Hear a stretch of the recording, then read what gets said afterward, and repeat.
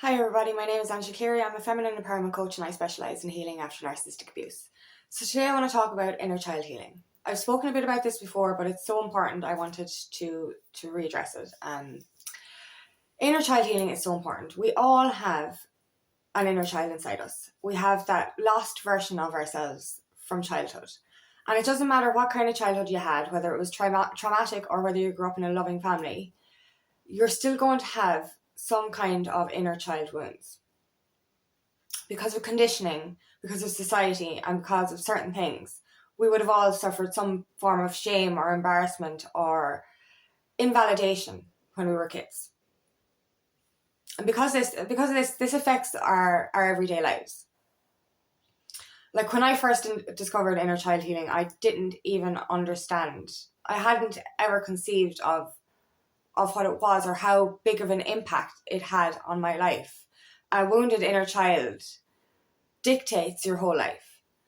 I started doing research on psychology when I was in my teens because I knew there was something wrong. And I didn't pinpoint it to my mother abandoning me because I just didn't understand that. Because I was so young when my mother left, I didn't think that it affected me. I believed that if you don't know what it's like to have something, then you're not going to miss it. You're not going to be affected by it. So I never, ever put my traumas down to my depression and my anxiety down to that. And I spent my whole life until I was about 30 years of age, I suppose, not understanding where my traumas or my patterns or my insecurities, my low self-worth or my decisions or mistakes came from. And I realized a pattern. I realized that when I finally started doing inner healing and started spiritually awakening and started to understand myself, I discovered I had the same relationship patterns. So I went from an 8-year narcissistic relationship to another toxic relationship that lasted about 1.5 years. And after those 2 relationships, I said, I'm not going to be dating for a while because I need to heal. And I thought I'd healed. And so I started dating again maybe 1 year or so later. And I attracted another narcissist. And I realized this because I was after doing research on narcissists and I figured out what I was doing. And it was just a big wake-up call. And I was like, I thought I'd healed. Why am I attracting another narcissist? And this is when I discovered inner child healing. And at that time as well, I was dealing with a narcissistic boss as well. And I was like, what is it that's going on? Why am I attracting all this? And then when I discovered inner child healing, I was like, oh my God, my whole life finally makes sense. Like on an unconscious level, my inner child actually blamed herself for my mother leaving. That was it. And I didn't even know this. On a conscious level, I didn't know this. But obviously, because of that, because of my inner child feeling this way, this dictated my whole life. This dictated who I attracted in relationships. This dictated my self-worth. And my lack of self-worth stemmed from the fact that my inner child was inside me crying out to be loved, crying out for the love that she felt that she didn't receive as a child. And that's the way I discovered I felt that. Internally, I felt that my mother didn't love me.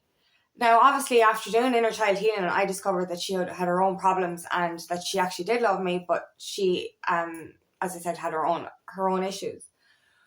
But it took me over 30 years of my life and over 30 years repeating the same patterns before I discovered that my whole life was dictated by my wounded inner child. So as I said, even if you didn't have a traumatic childhood, there will be certain things from your childhood where your child, when you were a child, where you felt unsafe, alone, ashamed, embarrassed, some kind of way. Even if you fell over in the playground and cut your knee and the kids started laughing. This kind of stuff wounds your inner child. So when you grow up, when you become an adult, a lot of the stuff that you did experience or witness even as a child will still affect you internally. And this will in turn direct your life. And until we actually address this and face those wounds or face those traumas, we're never really going to find a proper balance. And another thing is as well, we're forced to grow up so early. We're forced to grow up very quickly. Now, when you're repressing this playful side of you, and when you're so in a rush to be an adult and be responsible, this can lead to inner child wounding as well. Because when we stop playing, we stop living. We stop enjoying the joys of life. And that's the thing. We're forced to grow up way too quickly. Like when I was 12, I was going into secondary school, and I went from being a child to an adult overnight. And this happens for girls in Ireland anyway. Like you're literally overnight, you go from being a child into a woman because you have to maintain teenage stuff very early, like shaving your legs and all this kind of shit, like puberty, all that crap, like. And it's scary, like. And for me especially, because I didn't have a mother in my teenage years, you know, that would have been very traumatic for me as well, because when you're going to turn into womanhood, you know, you need a female role model. And like I had aunties and my granny and stuff, but it wasn't the same. So all of this wounding for me just kept, I suppose, affecting my inner child. And because sometimes as well, when you grow up in a broken family, you're forced to grow up even quicker than the normal child. Or the normal child, sorry, that's the wrong way of phrasing it. But, you know, you get what I'm saying.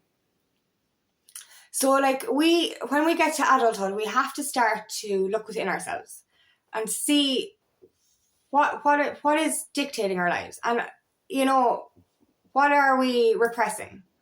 What do we need to rediscover about ourselves? And that's the best thing, that's the most beautiful thing about inner child healing, is the rediscovery of self. You rediscover who you truly are.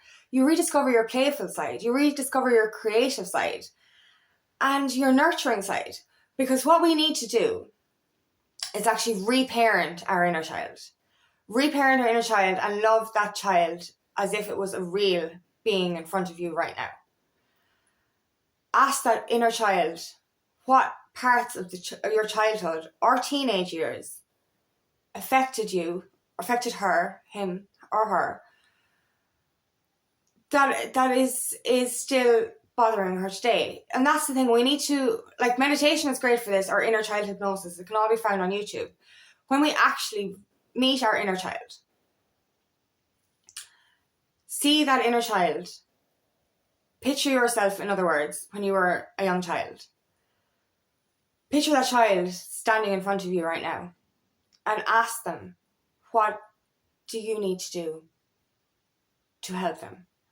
Because when we reparent and nurture our inner child, we in turn end up nurturing ourselves and loving ourselves. Now, I spent my whole life barely liking myself. And there was times I couldn't even look in the mirror. It took for me, for reparenting my inner child, to actually finally be able to love myself. Because my inner child was screaming out for the love that she did not get from her own mother. My mother. I get confused. But that's the thing. We need to look within ourselves and ask our inner child what they need. And as I said, treat your inner child as if it's a real child looking at you right now, needing a parent. Because that's how it starts. And it's so easy to do. Like, obviously, when we do look in ourselves, if there is deep-seated trauma, it is difficult to face that. But can you imagine this? Like, you're afraid to face this, but there's an inner child within you, a child within you, that is still suffering the trauma that you experienced when you were young. Now, if this was an actual child standing in front of you suffering trauma at this moment, what would you do? You would do anything in your power to protect them. You would do anything in your power to keep them safe. And you would do anything in your power to make sure they know that they're loved and that you're not going to leave, like everyone else did. So this is what you need to do with your own inner child. Act as if it's a real child. Because it is. It's you. It's you when you were a child and it's stuck in that part of your life. It is just, she or he is still suffering the way that you did as a child. And the only way to help them is by facing that trauma, by healing that trauma, by reparenting and nurturing your inner child. And it's so easy to do this. It's so easy when after you do the hard part, after you face the hard part, it is actually quite easy to reparent your inner child, and it's actually really, really fun. You can get to be childlike again. You get to be creative again. You get to be playful again. You just get to be a kid again. And that's the beauty of it. This is like, it's the easiest form of inner child healing work is by being playful. Be a kid again. You know what I mean? Go on that slide. Watch those cartoons. You know, dance around like no one is watching. And what I love to do is dance with my inner child. So like dance as if she's there with me. What I like to do sometimes when I'm having deep inner child healing is like if I'm watching a cartoon, act as if she's sitting on my lap. You know, and nurture her. Tell her that she's loved. Tell her I'm never going to leave her. Tell her that I'm always going to be here for her. You know, and that's the easy part. You know, and what I found really, really beneficial as well was writing a letter to your inner child. Write a letter to your inner child to express to them that whatever they went through was not their fault. Because that's the problem as well. Like, as I said, my inner child blamed herself for my mother leaving, but obviously it wasn't her fault. You know, it wasn't my fault. It wasn't. So I wrote a letter to my inner child and I told her that she was loved. She is loved. And that, you know, she wasn't the reason for the abandonment, that it was nothing to do with her, that she did nothing wrong. And if you write a letter like that to your inner child and explain to them that they're loved, that they're nurtured, and that you are going to look after them now, and that they're never going to feel abandoned again, this is a great start to inner child healing. And then after that, you get to be a child again. You get to be playful. And like, I love it. I watch my cartoons and I'd be sitting in front of the television and I'd go like this and I'd be going like this and I'd be like a little toddler sitting there, and I can feel my inner child coming out to play, and it is so magical. It's lovely. And like, you know, rolling down hills or climbing walls or, you know, going on slides. I love playgrounds. Stuff like that. You know, bringing your inner child out to play again is so, so beneficial for inner child healing. And it's amazing, especially when we grow up too quickly. And like, you know, I remember my teenage years, there were certain things like, you know, even as a teenager, it's like, oh, you can't like that because it's childish. I remember actually when we were 12 and we were going to the cinema for my friend's birthday, and she wanted to watch like Muppets in Space, I think it was. And one of the other girls, we were 12. One of the other girls goes, you can't watch that. We're supposed to grow up now. We're going into secondary school. So we ended up watching like an adult movie, or like, Anna and the King, I think it was. I remember like yesterday. Because, like, you know, you're 12 years of age. Like, I watch Muppets now. It's not childish to watch a cartoon. It's childlike, but it's not childish. But, like, it's fun. And, like, you know, even at 12 years of age, we had one person in the group say, you can't watch that because we have to pretend we're grown-ups now. We were fucking 12. Sorry. But, like, you know what I mean? Like, this kind of thing. We're forced to grow up too quickly. And then as a teenager, then you're like, don't do that. It's too childish. Don't do that. We have to grow up. We have to be adults. We have to be mature. We have to wear makeup. We have to wear skirts. We have to shave our legs. Oh, no wonder my poor inner child was screaming. For God's sake, we have so much to do as a teenager, even to grow up so quickly. And like, you know, even as kids, like you start crying or something. It's like, don't be crying. That's, you know, don't be crying. It's childish, or, you know, stuff like that. You know, giving out to for, especially with boys don't cry, this kind of stuff. You know what I mean? Like, this is what we were brought up with. There's certain things, doesn't matter if you grow up with a healthy, happy home or a traumatic childhood. There will be certain things that were dictated by society and conditioning that would have meant you, I suppose, close up, revert back, repress your childhood, your childlike ways, and grow up far too quickly. So we need to address that. We need to come back to that. You know, reparenting and nurturing your inner child is just, it's so beneficial. It's so beneficial for self-love. As I said, I never, ever even thought I could love myself. I never said those words. I never thought I could say those words. I love myself. And I remember back in 2018, like friends of mine telling me to look in the mirror and say that you love yourself, that you're, you know, and compliment yourself. And I just started crying. I said, I can't do that because that would be a lie. And, you know, after doing some healing and inner child healing and all that, I can safely say it. You know, I love the person I am now because I started to love my inner child. And sometimes now, this is the thing about inner child healing. It is so vital, but it's ongoing.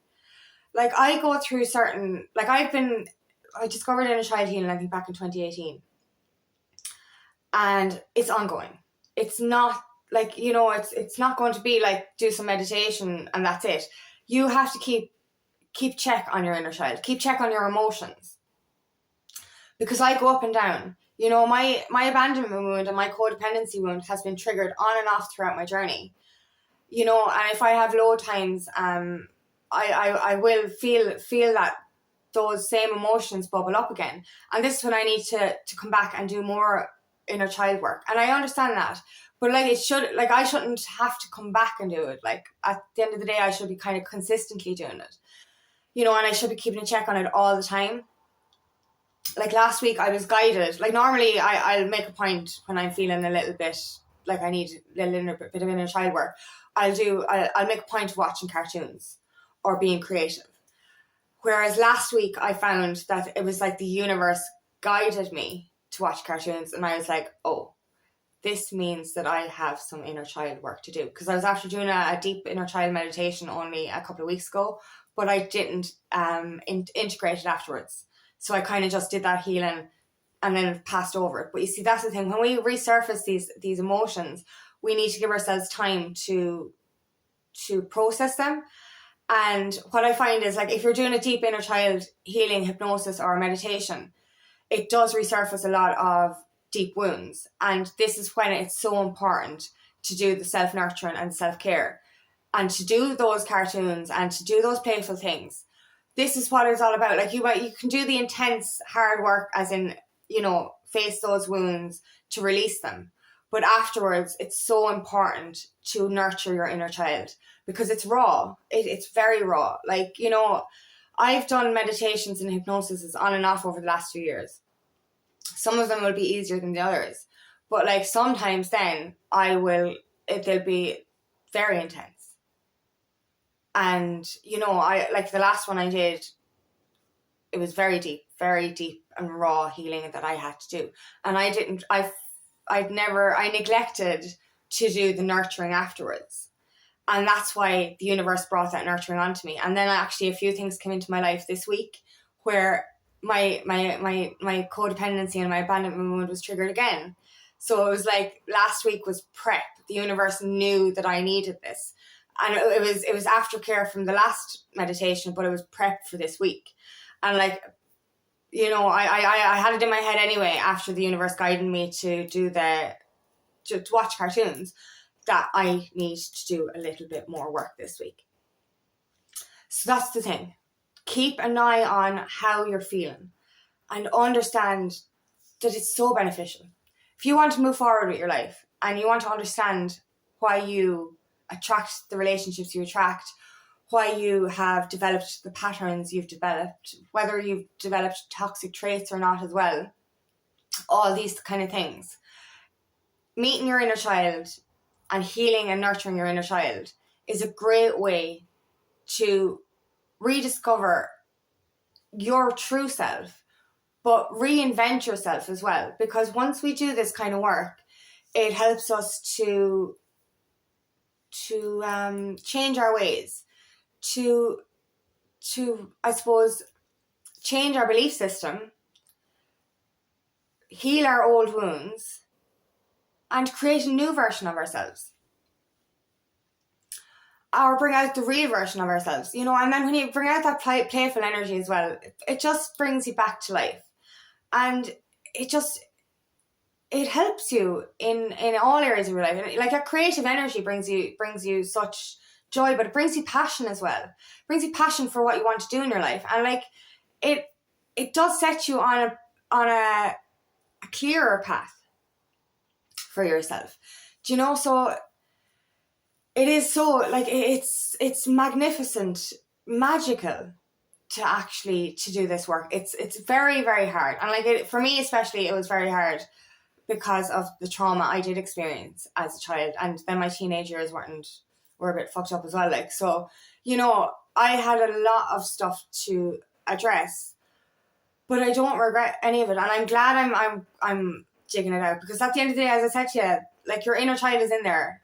Like, it's like a real child who is still suffering the way you did as a child.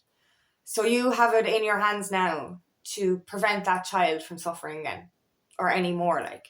And that's the thing, and that's you. You know, so there's actually a part of you that's still feeling the trauma you went through. Still feeling those experiences. There's still a big part of you in here that is still actually going through that trauma as if it's happening right now. So once we actually dig it out and reparent our inner child, you don't suffer anymore. Your inner child doesn't suffer anymore. And your life gets a lot better. It gets a lot easier. And it really does. And to have that self-care and that self-nurturing for yourself and your inner child, it gives you a new sense of self. You know, it gives you a new perspective on life, a new outlook on life, and a new outlook for yourself and your future. It really does. It transforms you so amazingly. Like, I'm a different person because of inner child healing, and I will. It's the most important, between inner child healing and shadow work. They're the most important things we need to rediscover our true selves, to rediscover why we're on this planet, to remember why we're on this planet. And that's the thing, like, you know, that's another thing about the childhood conditioning. You know, a lot of children are born clairvoyant or with spiritual abilities, and we're still connected to our past lives. We can remember our past lives. But because of conditioning, we're led to suppress that as well. This can lead to closing off as well, because the inner child will feel like they're outcast, that they're different, that they don't fit in. So that's another aspect of it as well. Feeling isolated, feeling ridiculed, feeling persecuted for being different. And that's another thing. If you didn't fit in as a child or anything like that, that trauma is still going to be inside you.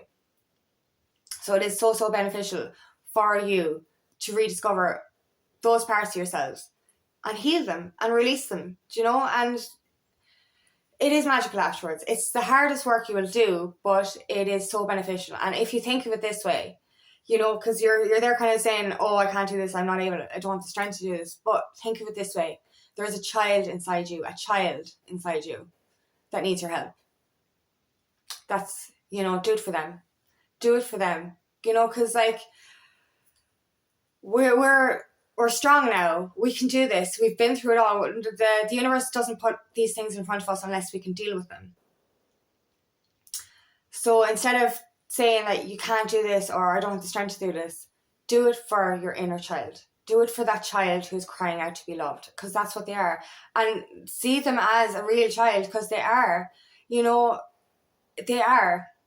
And that's the most important thing. When you see them as a real child and you validate them the way they deserve, and when you promise them that you will be there and you won't abandon them like other people have, or you won't shame them, or you won't treat them like an outcast like other people have when you were growing up, this just brings you back to yourself. It brings wholeness into your life. And being playful, being childlike again is absolutely beautiful, because for years I suppressed that, because even when I was in the narcissistic relationship in my 20s, I stopped watching cartoons because my ex was like, oh, you're just childish, you can't watch cartoons. And then when we broke up and I started watching a cartoon again, I was like, oh my god, I remember, I used to love cartoons. And now I just watch them all the time. Disney movies are the best. There's like messages in Disney movies all the time. I love it. But like, yeah, like that's the best thing about it. Once you uncover those wounds and start nurturing your inner child, you get to play again. You get to be a child again. So you get to watch cartoons and you get to do creative stuff. You get to draw. You get to roll down hills. You get to just go to the playground. You get to do these things again, because you stop worrying what people will think, and you stop thinking, oh, I can't do that because I'm an adult. I need to grow up. Stop growing up.